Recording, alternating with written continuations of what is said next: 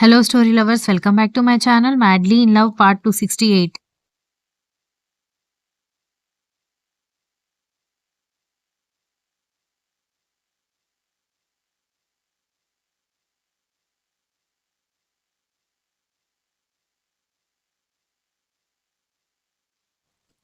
అమ్మ తాంబూలాలు పుచ్చుకోవాల్సిన ఇరు కుటుంబాలు అమ్మాయి, అబ్బాయి త్వరగా మండపం మీదకి రావాలి అని పూజారి గారు పిలవడంతో కావ్యని పెళ్లి చేసుకోబోయే వ్యక్తి వచ్చి నిలబడ్డారు. ఈలోపు శాంభవి, మోహన్ రామ, తోటికోడలు మరిది కూడా వచ్చి నిలబడగానే ఇటు పెళ్లి కొడుకు తరఫు కుటుంబ సభ్యులు కూడా రావడంతో అయ్యా ఇరు కుటుంబాలు తాంబూలాలు మార్చుకోండి అని చెప్పడంతో కర్ణ దక్ష కోసం వెతుకుతూ ఆమె క్యాటరింగ్ వాళ్లతో మాట్లాడుతూ ఉండడంతో ఆమె దగ్గరికి వెళ్లి చేయి పట్టుకుని పద వెళ్దాం అనగానే ఎక్కడికండి అని అడిగింది.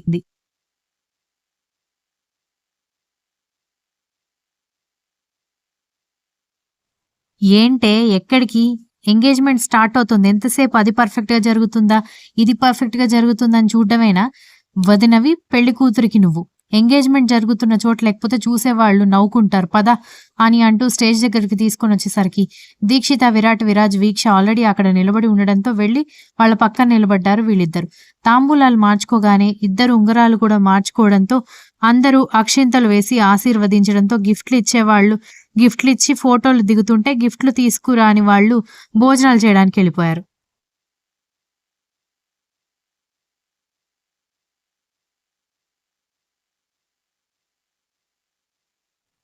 ఇంటి నుంచి కూడా చాలా మంది ప్రముఖులు వస్తూ ఉండడంతో సాడిస్ట్ బాబు వెళ్లి వాళ్ళందరినీ రిసీవ్ చేసుకుంటూ ఉంటే దక్ష వాళ్ళందరికీ కూల్ డ్రింక్, స్నాక్స్ సర్వ్ చేయమని అక్కడున్న వర్కర్స్ అందరికీ ఆర్డర్స్ వేస్తోంది.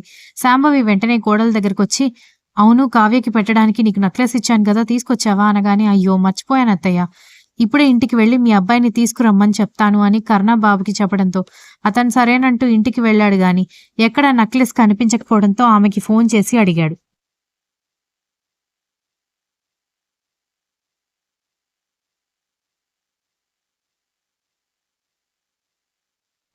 బీరువాలో సెకండ్ షెల్ఫ్‌లో నా చీరల కింద పెట్టాను చూడండి అనగానే మొత్తం బీరువా అంతా ఖాళీ చేశాను. అక్కడే నెక్లెస్ లేదు అనగానే ఏం మాట్లాడుతున్నారండి అని అనుకుంటూ 3 రోజుల ముందు బీరువా చెక్ చేసినప్పుడు నెక్లెస్ కనపడలేదని జ్ఞాపకం వచ్చింది.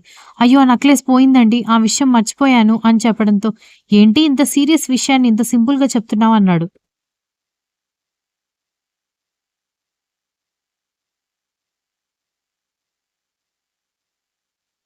దక్ష ఫోన్ కట్ చేసి టెన్షన్ పడుతూ ఉంటేనే ఏమైంది దక్ష, వాడు రాలేదా అనగానే అత్తయ్య మీతో మాట్లాడాలి ఇలా రండి అని అంటూ దక్ష పక్కకెళ్ళి నెక్లెస్ పోయిన విషయం చెప్పడంతో ఏం మాట్లాడుతున్నావు దక్ష నువ్వు అని కంగారు పడింది.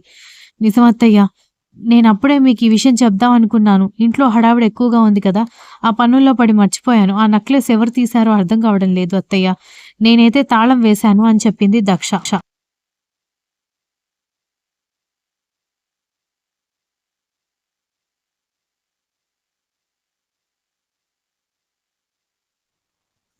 ఈ మాటలన్నీ పక్క నుంచి వింటున్న సౌజన్య వామ్మో! ఇప్పుడు డ్రామా ఆడకపోతే దొంగతనం ఎవరు చేశారో బయటపడిపోతుంది అని అనుకుంటూ అవ్వ! అవ్వ! అని అరుస్తూ ఫంక్షన్ హాల్ మధ్యలోకి పరిగెత్తుకొచ్చింది. అందరూ ఆమె వైపు చూస్తుంటే ఏమైంది నీకు? ఎందుకలా అరుస్తున్నావని ప్రవీణ్ కోపంగా అడిగేసరికి ఇంకా అరవకుండా ఏం చేయమంటారండి? మీ చెల్లెలు చూడ్డానికి అమాయకురాల్లాగా కనిపిస్తుంది గానీ చాలా తెలివితేటలున్నాయి అనగానే వదినా నువ్వేం చెప్పాలనుకున్నావో స్ట్రెయిట్‌గా చెప్పు అన్నాడు నవీన్.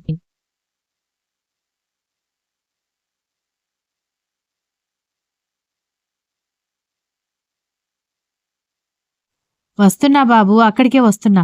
మాట్లాడితే నీ చెల్లెలేదో మహా అమాయకురాలు, అసలు తప్పంటే ఏంటో ఎరగదన్నట్టుగా మాట్లాడతావు కదా, ఇప్పుడేమంటావు అనగాని అసలు తనేం చేసింది అని సంగవి అడిగింది. పాపం కావ్యకి పెట్టాల్సిన నెక్లెస్ మీ తమ్ముడు, మీ మరదలు చేయించకపోతే మీ అమ్మగారి నెక్లెస్ చేయించి దక్ష చేతికిస్తే ఆ నెక్లెస్ దాచిపెట్టుకొని పోయిందని మీ మరదలు అబద్ధం ఆడుతోంది అనగానే దక్ష షాక్ అయ్యి ఏం మాట్లాడుతున్నావు వదిన, నేను దాచిపెట్టుకోవడం ఏంటి అని అడిగింది. మరి నువ్వు దాచిపెట్టుకోకపోతే నెక్లెస్ ఏమైనట్టు? అంతే, నీ అత్తగారి సొమ్ము మీద నీకు కన్నుందంతే. మంచి నెక్లెస్ కావ్యకి పెట్టడం ఎందుకని నువ్వు దాని మీద కన్నేశావు అని చేతులూపుతూ చెప్పింది.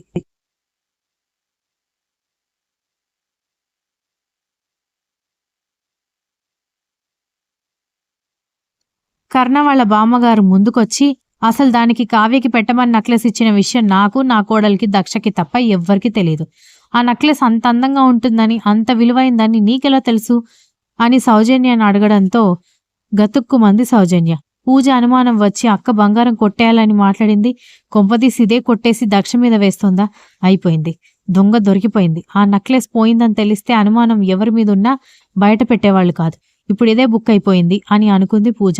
అదేంటి బామ్మగారు అలా అడుగుతారు అనగానే మరి లేకపోతే ఏంటి? కావ్యకి పెట్టాల్సిన నెక్లెస్ శాంభవి చేయించింది.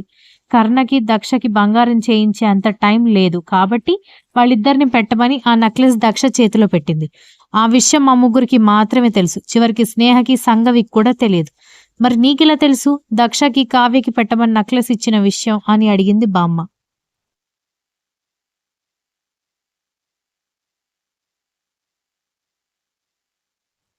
చచ్చింది గొర్రె. ఇప్పుడు ఏ ఆన్సర్ చెప్తుందో ఏంటో అని పూజ అనుకుంటూ ఉంటే ప్రవీణ్ అనుమానంగా భార్య వైపు చూస్తూ ఉంటే సౌజన్యకి ఏం సమాధానం చెప్పాలో అర్థం కాక కంగారుగా అందరినీ చూస్తూ ఉండిపోయింది. సమాధానం చెప్పొదినా? బామ్మ అడిగిన దాంట్లో కూడా లాజిక్ ఉంది కదా. నిజంగా కావ్య వదినకి పెట్టడానికి నెక్లెస్ మా అక్కకి ఇచ్చారన్న విషయం సొంత చెల్లెలి నాకు తెలీదు, సొంత అక్క మా అక్కకి తెలీదు. ఏం అక్క అంతే కదా అని రక్ష దీక్షిత వైపు చూడ్డంతో నిజమేనే, నాకు కూడా తెలీదు, దక్ష నాకు కూడా చెప్పలేదు అని అంది దీక్షిత.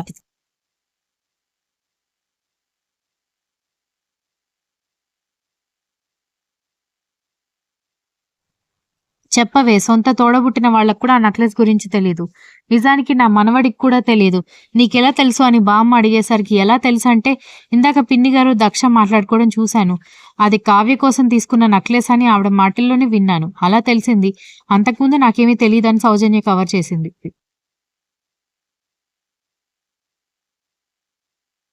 బాగానే కవర్ చేసిందని పూజ అనుకుంటుంటే సరే వాళ్ళ మాటల్లో అది కావ్యకి పెట్టాల్సిన నెక్లెస్ అని తెలుసుకున్నావు బాగానే ఉంది. అది అందంగా ఉంటుందని, బాగా విలువైందని ఎలా తెలుసు నీకు అని బామ్మ సీరియస్గా అడగడంతో ఊరుకోరాదు. ఆ అమ్మాయి చెప్తుంది కదా కోడల మాటల్లో విన్నానని అంటూ తాతగారు అన్నారు. మీరుండండి, దీని బుద్ధి గురించి నాకు తెలుసు. పెళ్లి కాకముందు ఎప్పుడు ఆ పిల్లల్ని ప్రశాంతంగా వాళ్ళ పుట్టింట్లో కూడా బ్రతకనిచ్చింది లేదు. అలాంటిది అది అవకాశం కోసం చూస్తుందని నేనెలా అనుకోకుండా ఉంటాను అని అంది ఆవిడ.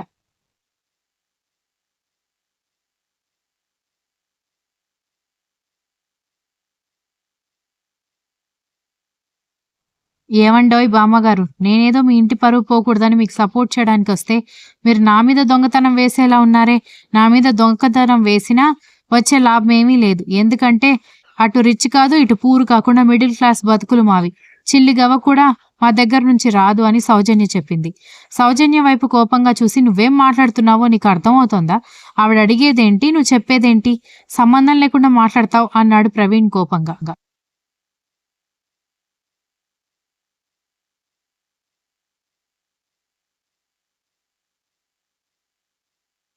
చూడండి, మీరు ఇంటికెళ్ళాక ఏమన్నా సరే నేను ఊరుకుంటాను గానీ, నలుగురిలో ఉన్నప్పుడు కనీసం మీరు మీ భార్యకి సపోర్ట్ చేయడానికి ట్రై చేయండి అని సౌజన్య సీరియస్‌గా చెప్పింది. ప్రవీణ్ అసహనంగా చూస్తూ ఉంటే, లేదు బామ్మ, నాకెందుకో మా వదిన మీద డౌట్‌గా ఉంది. శాంభవి అత్తగారు కన్న కూతుళ్ళకు కూడా ఇవ్వకుండా ఆ నెక్లెస్ నా చెల్లెలికి పెళ్లి చేసుకోబోతున్న ఆడపడుచుకి పెట్టమనిచ్చింది. ఆ విషయం సంగవి స్నేహకు కూడా తెలీదు. రక్ష దీక్షితకి అసలే తెలీదు. కానీ మా వదినకి తెలుసు అంటే ఆ నెక్లెస్ ఇచ్చేటప్పుడు తనక్కడే ఉండుండాలి అన్నాడు నవీన్.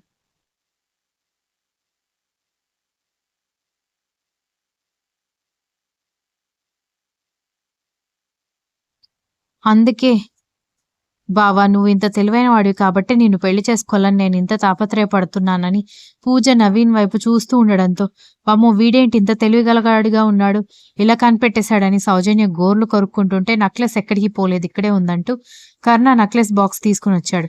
దక్ష ఆశ్చర్యంగా అతని వైపు చూస్తూ ఉంటే అతను ఆమెను చూసి చిన్న స్మైల్ ఇచ్చి ఇదిగో పద వెళ్దాం అనగానే అదేంటే దక్ష పోయిందని చెప్పింది, నువ్వు కూడా దొరకలేదు అన్నావు, మరి ఈ నెక్లెస్ ఎక్కడదని అడిగింది శాంభవి. సూట్ కేసులో పెట్టి బీరువాలో పెట్టానని అనుకుంది మమ్మీ, నీ కోడలు, అందుకే తీసుకొచ్చానని చెప్పడంతో ఆ బాక్స్ ఓపెన్ చేసిన శాంభవి కొడుకు వైపు చూసి ఇంకేం మాట్లాడకుండా మౌనంగా ఉంటే బామ్మ దక్ష కూడా కర్ణ వైపు ఆశ్చర్యంగా చూశారు కానీ ఏం మాట్లాడలేదు.